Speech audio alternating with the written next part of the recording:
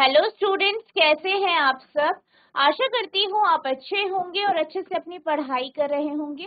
मैं मोनिका रावत आपका स्वागत करती हूँ आईसीटी वर्चुअल क्लासरूम देहरादून में।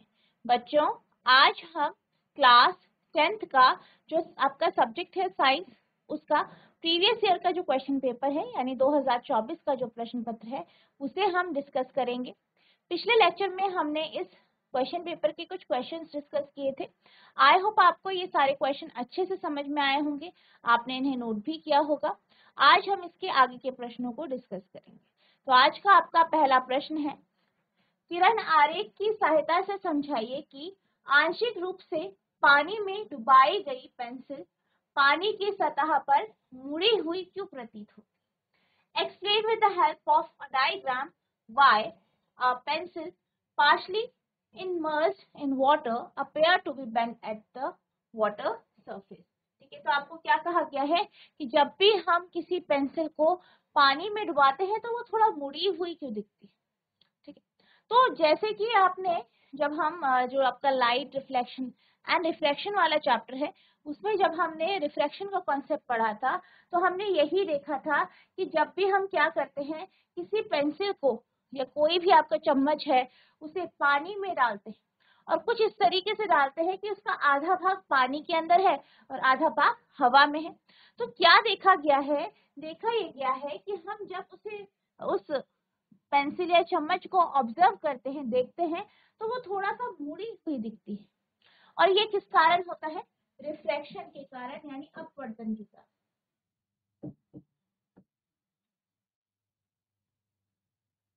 रिफ्रैक्शन यानी अपवर्तन के कारण।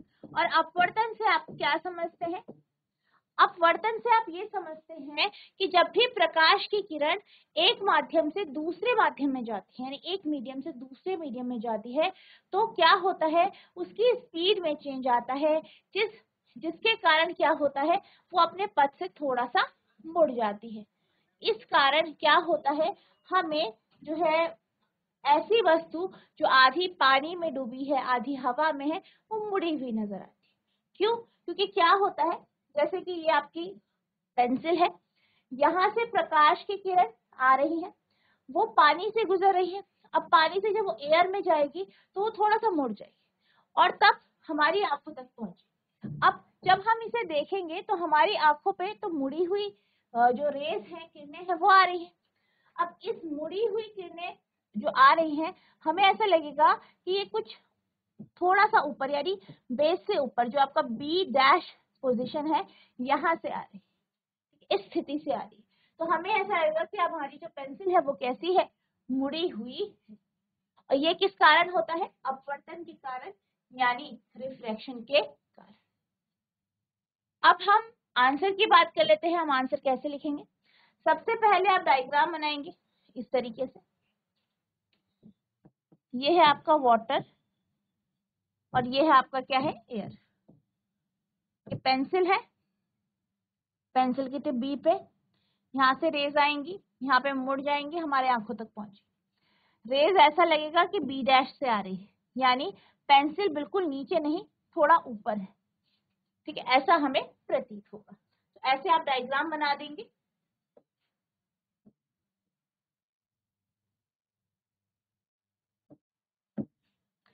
अब हम आंसर की बात करते हैं, आंसर आप कैसे लिखेंगे।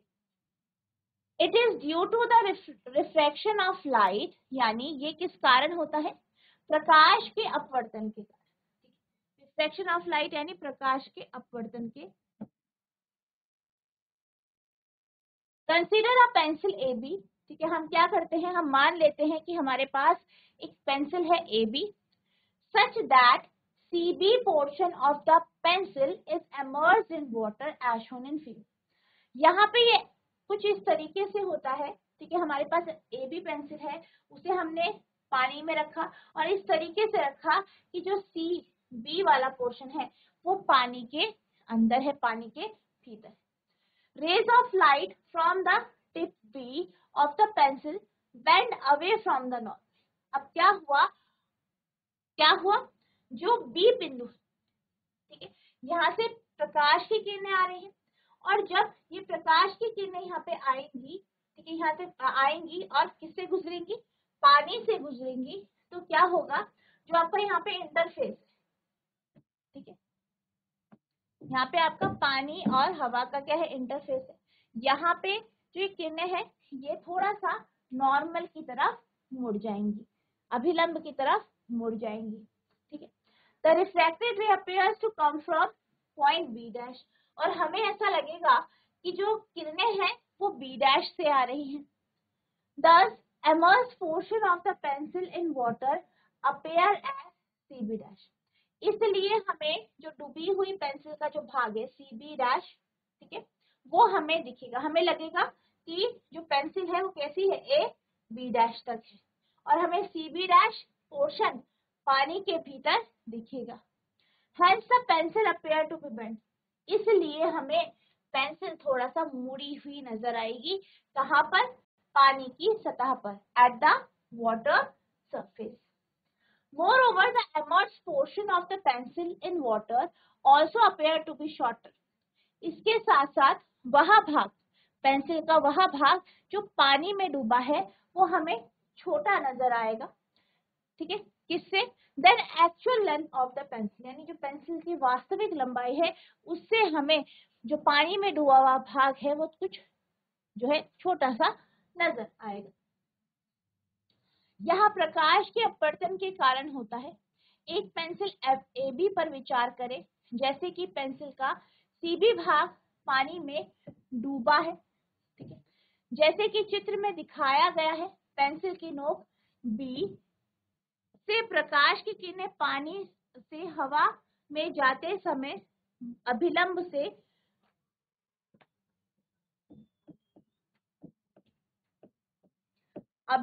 से दूर झुक जाती है। अपवर्तित किरणें B डैश से आती हुई प्रतीत होती है। इस प्रकार पानी में पेंसिल का डूबा हुआ भाग CB डैश के रूप में दिखाई देता है, इसलिए पेंसिल पानी की सतह पर मुड़ी हुई प्रतीत होती है। इसके अलावा पानी में डूबा हुआ पेंसिल का हिस्सा भी पेंसिल की वास्तविक लंबाई से छोटा दिखाई देता है, ठीक है। तो इस तरीके से आपको यहाँ पे आंसर लिखना है, नोट करें।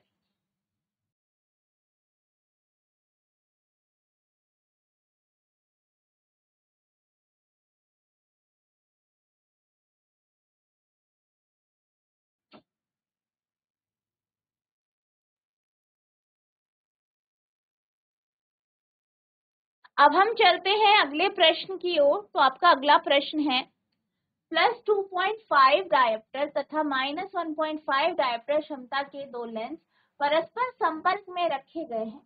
क्या कहा गया है कि 2.5 और -1.5 डायोप्टर के जो लेंस हैं उन्हें एक दूसरे के कांटेक्ट में यानी संपर्क में रखा गया है। इस संयोजन की क्षमता तथा संयुक्त लेंस की फोकस दूरी क्या है, ठीक है। तो आपको बताना है कि यहाँ पे जो है संयोजन क्षमता इसकी क्या होगी, ठीक है, और संयुक्त लेंस की फोकस दूरी क्या होगी। Two lenses of powers +2.5 diopter and -1.5 diopter are placed in contact with each other. What will be the power and focal length of this combination? तो सबसे पहले जो इंफॉर्मेशन दी गई है उसे नोट कर लेंगे, ठीक है। तो आप लिखेंगे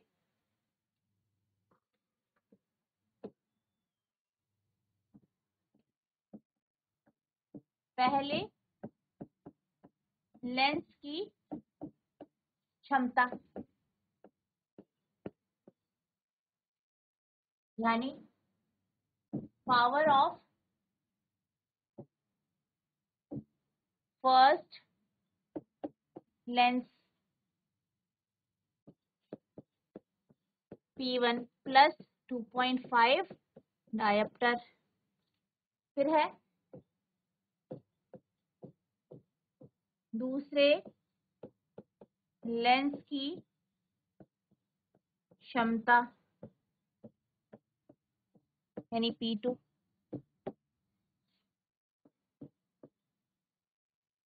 पावर ऑफ सेकेंड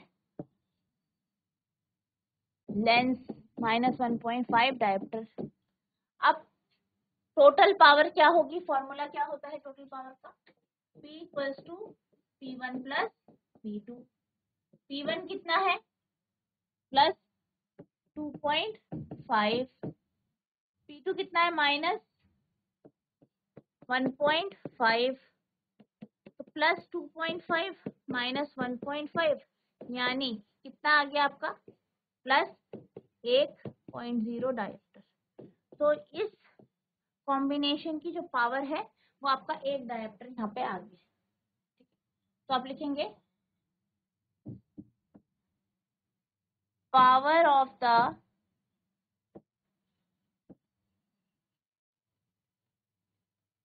combination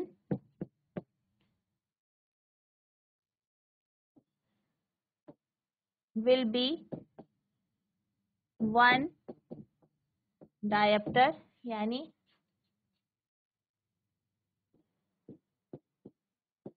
संयोजन की क्षमता प्लस 1.0 डायोप्टर होगी। ठीक है, अब हम इसमें निकाल देते हैं फोकल लेंथ। फोकल लेंथ भी पूछा है। आप जानते हैं कि पावर बराबर होता है 1/f, किसमें मीटर में। तो अगर आपको फोकल लेंथ निकालनी है तो f बराबर हो जाएगा 1/p। f equals to 1/1। ठीक है,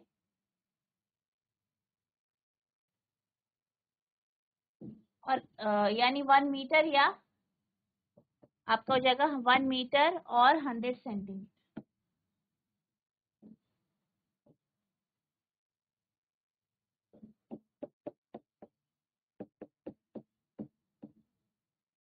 ठीक है, तो आप लिखेंगे focal length of the combination is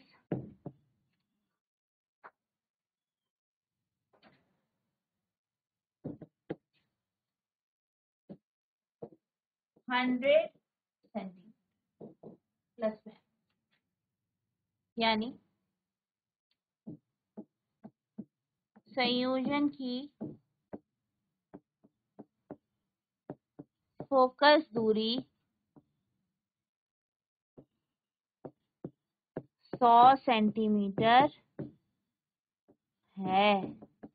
ठीक है, नोट करेंगे।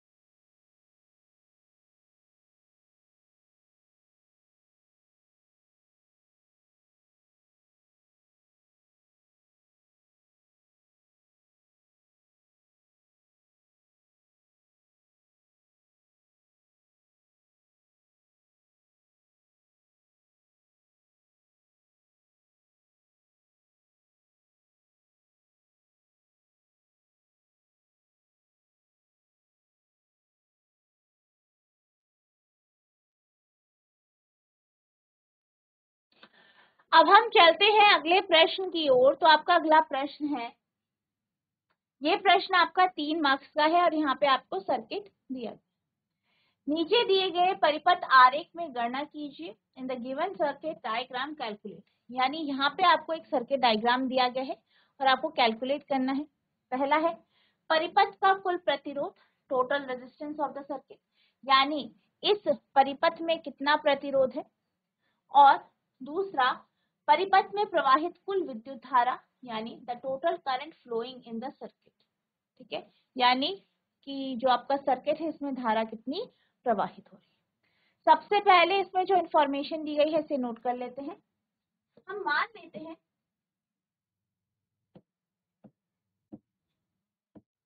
हम R1 को मान लेते हैं 4 ओम, R2 को मान लेते हैं 6 ओम और R3 जो है आपका 15 ओम। ठीक है, इसके साथ साथ हम यहाँ पे जो वोल्टेज है वो 12 वोल्ट मान लेते हैं। सबसे पहले पूछा है परिपथ का कुल प्रतिरोध, यानी total resistance of the circuit. R1 R2 किस में है, सीरीज में है, तो यहाँ पे आप जो है डायरेक्ट इनको ऐड कर देंगे। ठीक है, क्योंकि आपको पता है कि जब भी हम सीरीज कॉम्बिनेशन की बात करते हैं, श्रेणी क्रम की जब हम बात करते हैं, तो उसमें क्या होता है, उसमें जो आपके रेजिस्टेंस है वो डायरेक्ट ऐड हो जाते हैं, प्रतिरोध डायरेक्ट जुड़ जाते हैं। तो आप लिखेंगे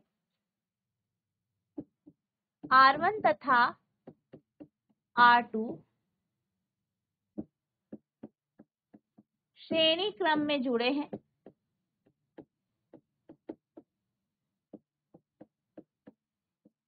यानी R1 and R2 are connected in series। तो यहाँ पे आर एस मान लीजिए, तो आर एस हो जाएगा R1 प्लस R2, यानी आर एस बराबर 4 प्लस 6, यानी आर एस हो जाएगा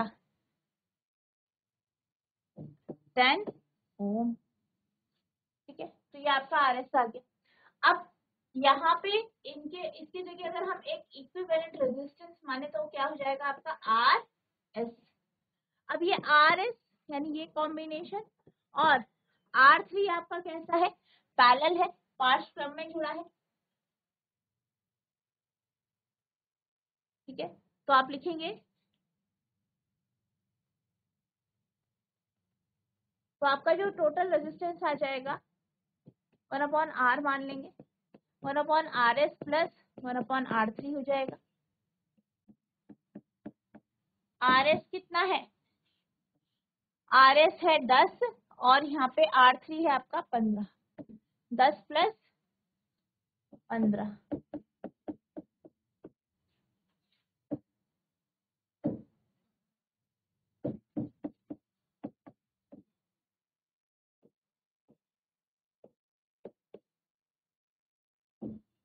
तीन प्लस 2 आ जाएगा यहाँ पे, तो 1/R हो जाएगा 5/30 यानी 1/6।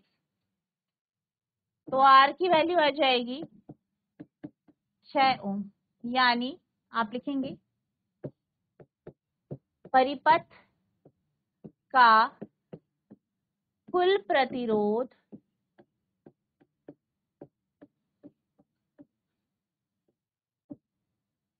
6 ओम है।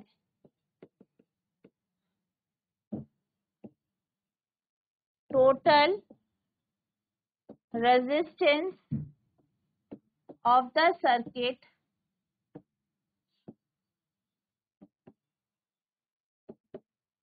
इज 6 ओम। ठीक है, तो इस तरीके से आपका पहला पार्ट कंप्लीट होगा, नोट करें।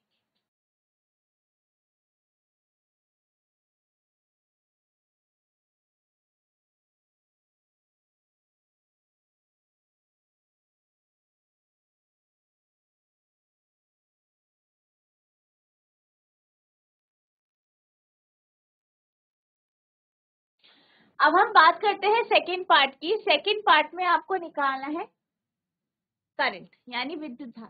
ठीक है, तो यहाँ पे हमने सर्किट का कुल प्रतिरोध निकाल दिया है, यानी आर की वैल्यू हमारे पास है, वी हमें दिया गया है, वोल्टेज हमें दिया गया है, ओम का नियम लगा के आप यहाँ पे करंट निकाल सकते। तो सेकंड पार्ट के लिए आप लिखेंगे आर है आपका 6 ओम, वी है आपका, ठीक है, वी आपको कितना दिया है 12 वोल्ट। अब ओम के नियम के अनुसार V बराबर आई आर होता है, I बराबर V/R। V जो है 12 है, R जो है आपका 6 है, तो ये आ जाएगा आपका 2 एम्पियर, यानी I बराबर आ जाएगा 2 एम्पियर। नोट करें।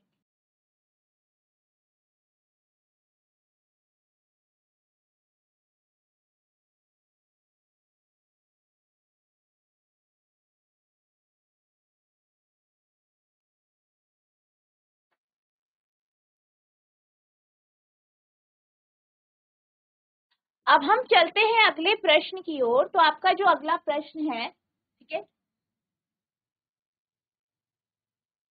आपका जो अगला प्रश्न है वो कुछ इस तरीके से है, किसी चालक का प्रतिरोध किन कारकों पर निर्भर करता है? What are the factors on which the resistance of a conductor depends. ठीक है, तो यहाँ पे आपसे पूछा है कि किन कारकों पर चालक का प्रतिरोध निर्भर करता है, यानी R का मान किन पर निर्भर करता है। अगर हम R के बारे में बात करें तो R का फॉर्मूला आपका एक होता है रोह L अपॉन ए। यहाँ पे रोह जो है वो रेजिस्टिविटी को दर्शाता है, प्रतिरोधकता। L जो है चालक की लंबाई, A इसका अनुप्रस्थ काट का क्षेत्रफल। यानी हम कह सकते हैं कि जो रेजिस्टेंस है, प्रतिरोध है, वो जो मटेरियल है यानी जिस पदार्थ से आपका चालक बना है उसके ऊपर निर्भर करता है, चालक की लंबाई के ऊपर निर्भर करता है, उसके एरिया ऑफ क्रॉस सेक्शन के ऊपर निर्भर करता है। इसके साथ साथ जो R है वो आपका टेम्परेचर पर भी निर्भर करता है, ठीक है, तापमान पर भी निर्भर करता है। ठीक है, अब हम आंसर की बात कर लेते हैं। The resistance of a conductor depends upon the resistivity,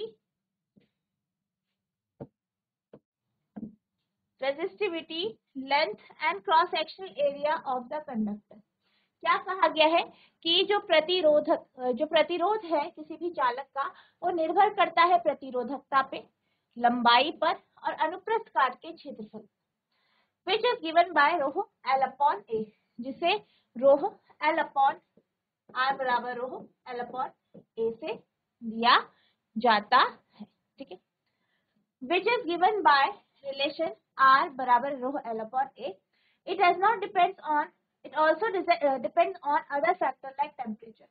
ये जो है ये और फैक्टर पर भी निर्भर करता है, जैसे कि आपका तापमान हो। किसी कंडक्टर का प्रतिरोध कंडक्टर की प्रतिरोधकता, लंबाई और क्रॉस अनुभागीय क्षेत्र पर निर्भर करता है, जो संबंध R बराबर rho L upon A द्वारा जाता है। यह अन्य भौतिक कारकों जैसे कि तापमान आदि पर भी निर्भर करता है। ठीक है, तो इस तरीके से आपको इसका आंसर लिखना है, नोट करेंगे।